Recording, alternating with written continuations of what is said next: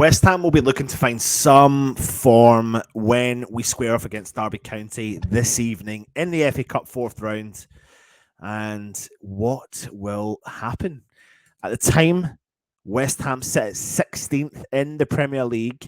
Our hosts, or our team we're playing, Derby County, sit fourth in League One after a 5-match winning streak. So let's get into this mini preview. You know, we're bringing you as much content as we can on the match day.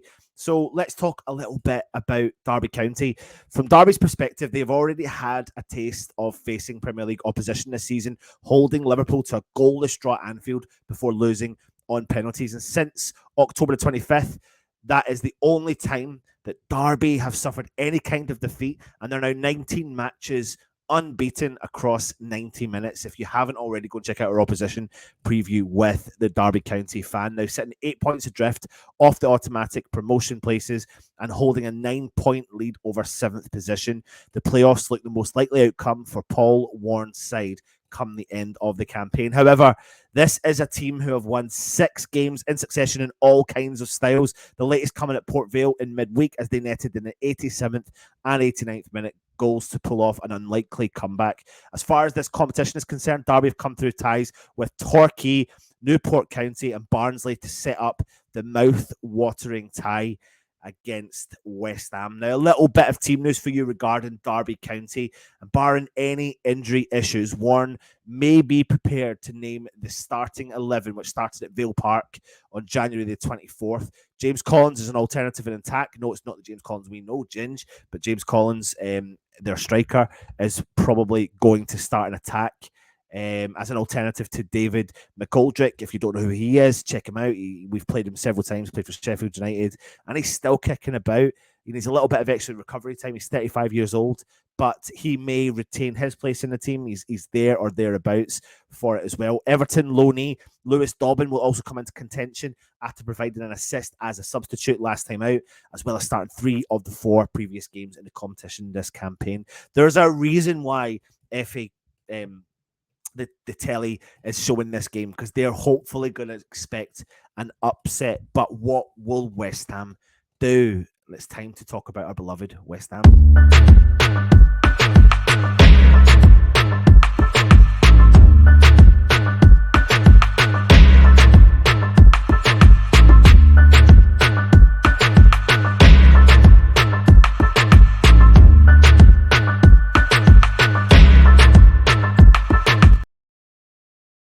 Now, in his pre-match press conference, David Moyes suggested that he viewed Derby as a club who would not look out of place in the Premier League, and the sentiment is arguably correct given the momentum that is growing at Pride Park. Nevertheless, you have to go all the way back until 2008 for when these teams last met in the top flight, and just 2 fixtures have taken place in the Championship since then, both occurring in 2011. Nostalgia aside, Moyes and West Ham players will be taking this match seriously, having shaken off a 6-game winless streak either side of the World Cup break by prevailing in 2 of our last 3 contests in all competitions.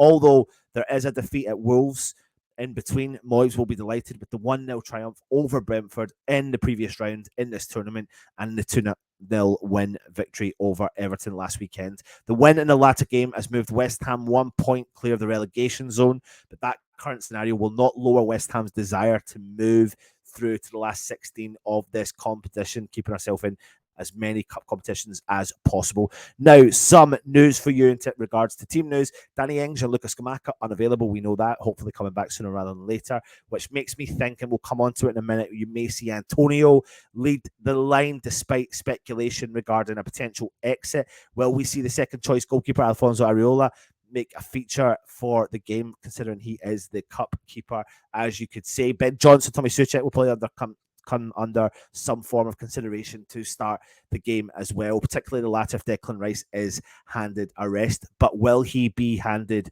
a rest? Now, there's one player, as you've seen from the title, and that is Devin Mbama, and David Moyes is hoping to give some minutes to the young lad. Now, the 18-year-old has played twice for the first team this season, making a senior debut during the 3-0 win against Steaua Bucharest. He scored, but they never awarded it to him, which is ridiculous. Then he came off the bench to earn his Premier League debut at Arsenal on Boxing Day. But this season, Mbama has scored 15 goals in 20 appearances for West Ham's under 21s and the 18s in all competition, leading to him training with the first team squad this week. Now, we have only one fit striker available for this trip, with Mickey Antonio leading the line for us right now. But Moyes has also spoke out and said he's admitted he's a fan of Mbama, and if he can get to use him against the League One side and Derby on Monday night, he fully intends to.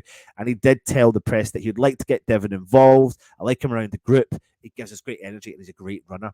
He's still off it a little bit, but if I could get him involved, I certainly would, because he's got a brilliant attitude. He's willing to work and run for the team. He's a real team player, which I really like. We like him. He's got a chance. He's probably a little bit before his time, but we've seen him in Europe when he came on in the mid-season game and he'd done very well as well. Now, Mbama did start the season slowly at youth level and has significantly kicked on in recent months, ever since making his debut for West Ham, really in the game in Bucharest, where his header led to one of their players scoring an own goal. Ridiculous decision, in my opinion. But at youth level, since that night in Europa Conference League, just under 3 months ago, 15 goals and 11 youth appearances, including a hat-trick against Feyenoord's under 21s, braces against Arsenal, Spurs and Sheffield United in the under 18s. And he's got a chance to impress Moyes and West Ham in the final mid-season friendly against Fulham during the World Cup break last month. And even though he had a cameo outing, Moyes was impressed with him to give him a Premier League debut. Moyes said he's a boy who acts like, wow, I've got a chance, what I've got here. He's grateful. There's a great humility in him. He's humble with the work he does, and he wants to do it and is willing to do. We asked him to go on and just chase people down against Fulham in December, and he was unbelievable at it. He nearly got a standing ovation from the West Ham supporters because of his commitment and effort from that point of view. I have included him more because he's shown the basic ingredient of what we have and what we're looking for a bit of. Now, it's easy for Moyes to turn around and say all this about Devon Mbama, and it's easy for me to turn around and say Mbama must start. I don't think Mbama will start. I think we'll see him. I think there's a clear plan of what we're going to do. I think we will see him at some point.